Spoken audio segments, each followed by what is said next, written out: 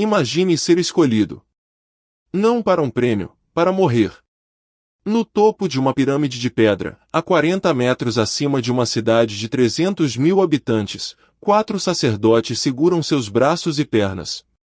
Um quinto ergue uma faca de obsidiana. Em menos de 10 segundos, seu coração será arrancado do peito, ainda batendo, e erguido ao sol.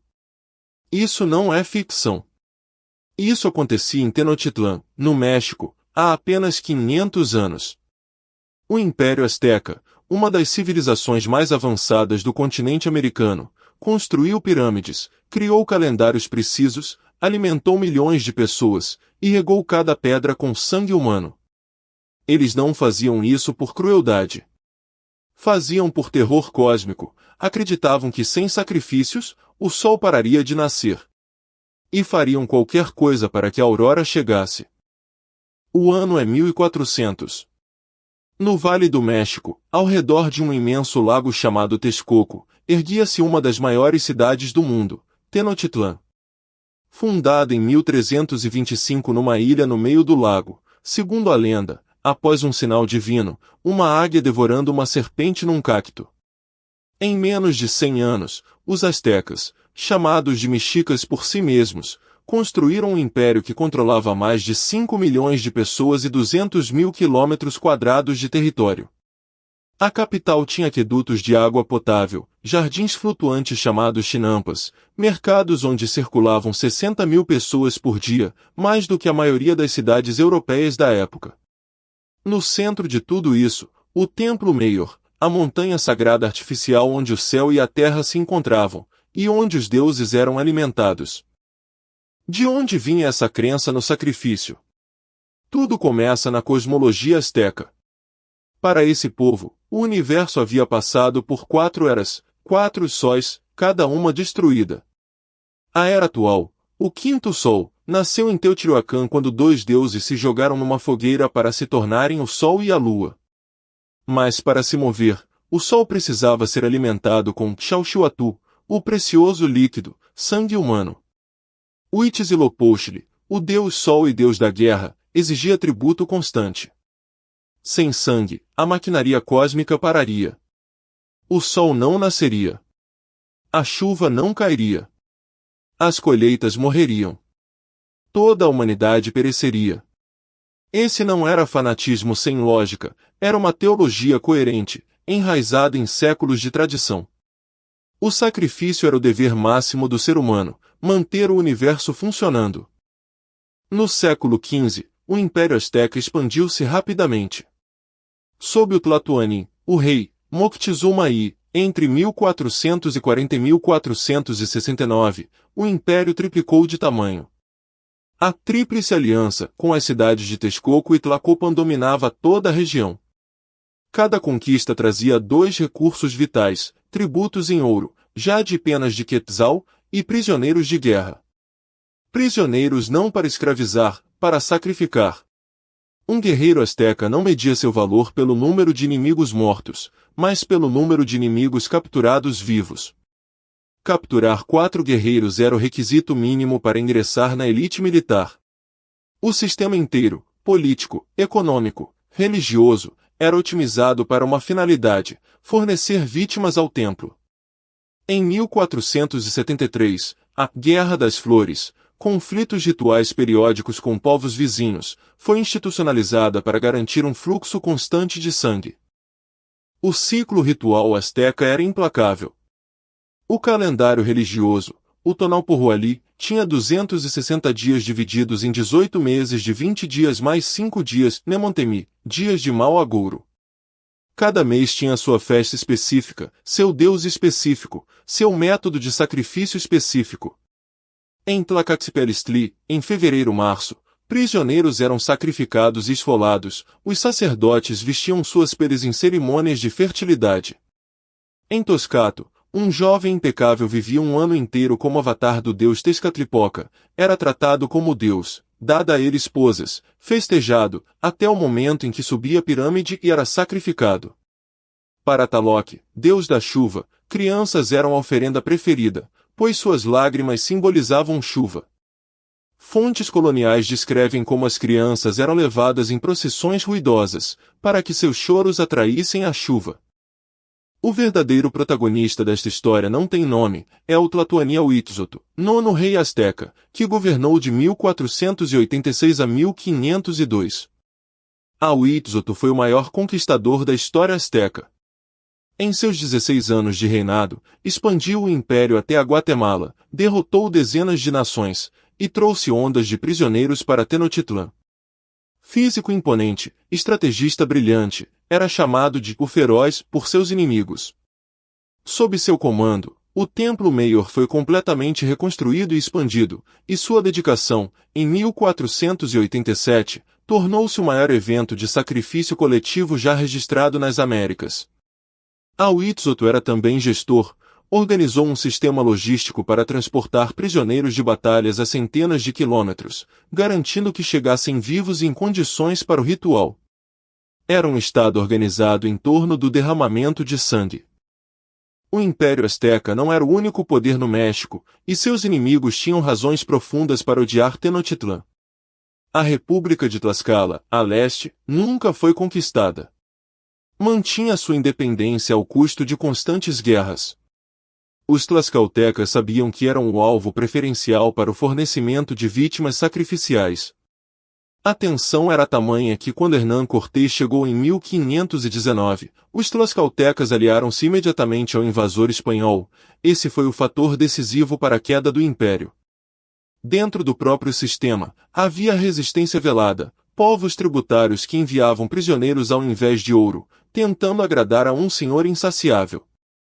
Mas havia também colaboração, sacerdotes de toda a região tinham interesse no sistema, pois o sacrifício garantia posição social, alimentos sagrados e poder espiritual. A religião do sangue tinha muitos beneficiários. O momento que mudou tudo, o ano de 1487. O Templo Mayor estava concluído. Huitzotl queria uma dedicação digna dos deuses.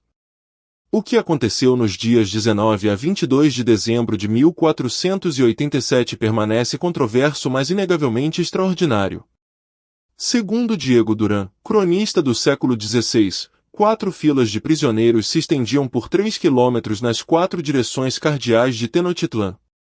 Calculou-se, e esse número é debatido por historiadores modernos, que entre 4.000 e 20.000 pessoas foram sacrificadas durante 4 dias ininterruptos de cerimônias. Os sacerdotes trabalhavam em turnos. O sangue escorria pelas escadarias até formar lagos. Relatos afirmam que o cheiro de morte alcançava cidades vizinhas. Huitzotl e os reis aliados de Texcoco e Tlacopan participaram pessoalmente dos sacrifícios. Uma demonstração de poder sem precedentes. Quem controla a morte, controla a vida. O ritual do sacrifício por extração cardíaca, Nestlawali, era uma cerimônia precisa. A vítima era preparada dias antes, banhos rituais, pinturas corporais, jejum. Era tratada como o enviado dos deuses, às vezes como o próprio Deus em forma humana. No momento final, subia os 114 degraus do Templo Mayor com plena consciência.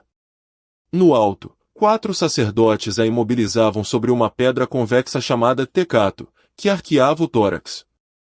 O sumo sacerdote usava um tecpato, faca de sílex ou obsidiana, para abrir o peito em um único golpe preciso.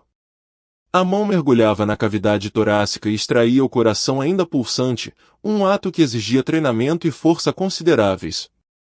O coração era colocado numa tigela chamada Quauxcali, a tigela da águia, e queimado como oferenda. O corpo era então rolado escada abaixo. No sopé, era esquartejado. Partes iam para banquetes rituais, o crânio, para o Tzompantli. Como reagia o mundo a tudo isso? Dentro do Império Azteca, a reação era de reverência e terror simultâneos. Os espectadores nos festivais não eram bastanteiros neutros, participavam ativamente, jejuando, dançando, consumindo os alimentos rituais que chegavam após os sacrifícios. Era um contrato social de sangue. Você assiste, você come, você aceita o sistema que mantém o sol no céu. Os povos conquistados viviam em terror permanente. Cidades que resistiam tinham seus habitantes escravizados e sacrificados em massa como advertência. O historiador Inga Clendenin descreveu isso como terror sistemático como instrumento de governo.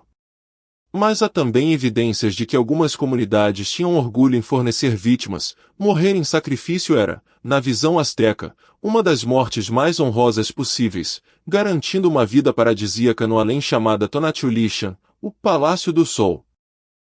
As consequências do sistema sacrificial eram vastas e imediatas. Em termos demográficos, estimativas modernas sugerem entre 20.000 e 250.000 sacrifícios por ano no pico do Império, um número que ainda é objeto de intenso debate acadêmico.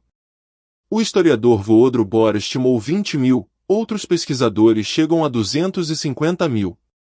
O que é incontestável, os Tsompantlis, suportes de crânios, eram imensos. Escavações em de 2017 a 2019 no centro da cidade do México revelaram a base de um Tzompantli com 676 crânios incorporados, mais outros 119 isolados, apenas uma estrutura, numa cidade de dezenas.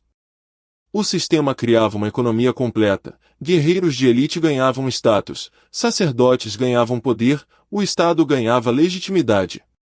A violência não era aberração, era a coluna vertebral do sistema político-religioso que mantinha um dos maiores impérios das Américas funcionando. Quem eram as vítimas? A maioria eram homens adultos capturados em batalha. Mas não exclusivamente. Fontes coloniais descrevem crianças com menos de 10 anos sacrificadas para Tlaloc em períodos de seca, especialmente as que possuíam 2 redemoinhos no cabelo, considerados sinal de favor divino. Mulheres eram sacrificadas durante o Xanistli, festival da fertilidade em setembro, em honra à deusa Tossi. Escravos comprados em mercados específicos completavam a oferta. E havia os Kixiptla, pessoas escolhidas para viver meses ou até um ano inteiro como avatar de um deus, recebendo adoração e luxo, sabendo que sua morte estava agendada. Os sobreviventes eram os que escreveram a história, guerreiros que retornaram da Guerra das Flores, sacerdotes que mantinham os rituais, e principalmente os aliados que colaboraram com os espanhóis e viram sua civilização ser substituída por outra igualmente brutalmente eficiente na destruição. Quando os espanhóis chegaram em 1519, houve um julgamento histórico, mas não legal. Hernán Cortés, com apenas 600 soldados e dezenas de milhares de aliados indígenas ressentidos, sitiou Tenochtitlán em 1521. Após 80 dias de cerco, em 13 de agosto de 1521, a cidade caiu. O último Tlatoani, Cuauhtémoc, foi capturado tentando escapar por canoa. Cortés mandou torturá-lo para revelar tesouros ocultos, Cuauhtémoc resistiu em silêncio. Em 1525, foi executado. A conquista foi o julgamento que o sistema sacrificial recebeu. 20 anos depois da chegada de Cortés, a religião oficial era o catolicismo. O Templo Mayor havia sido demolido para construir a Catedral Metropolitana de Cidade do México, e os rituais de sacrifício foram declarados crime capital pela Inquisição. Um sistema que durou séculos foi destruído em décadas, substituído por outro que também queimava pessoas, chamado de Inquisição. Como o mundo soube disso? Através de fontes profundamente contraditórias. Os primeiros relatos vieram de soldados espanhóis como Bernal Díaz del Castillo, que escreveu História Verdadeira de la Conquista de la Nueva Hispana décadas depois, vívida, mas com exageros evidentes. Depois vieram os frades, especialmente Bernardino de Sahagún, que compilou o monumental Códice Florentino entre 1547 e 1577, 12 volumes com depoimentos de sobreviventes astecas, preservando detalhes que os conquistadores queriam apagar. Havia um motivo para exagerar os sacrifícios, justificava moralmente a conquista. Um povo que sacrificava crianças precisava ser convertido, civilizado, subjugado. Os números inflados serviam à propaganda colonial. A ciência moderna, com arqueologia e bioantropologia, está destrinchando os registros ósseos para separar o factual do propagandístico, e o resultado ainda é perturbador. A escala dos sacrifícios era real, mesmo que os números precisos permaneçam incertos. Como a história registrou os astecas? Durante séculos, a narrativa dominante foi a dos conquistadores, bárbaros sanguinários salvos pelo Evangelho. Os próprios mexicanos, no século XIX, ao construir sua identidade nacional independente, tiveram que lidar com esse passado. O paradoxo, a águia devorando a serpente, símbolo asteca, está na bandeira do México. Cuauhtémoc é herói nacional. Mas o sistema sacrificial era sistematicamente minimizado nas escolas. O século XX trouxe uma reavaliação. Historiadores como Miguel León Portilla, com A Visão dos Vencidos publicado em 1959, apresentaram a conquista pela perspectiva indígena.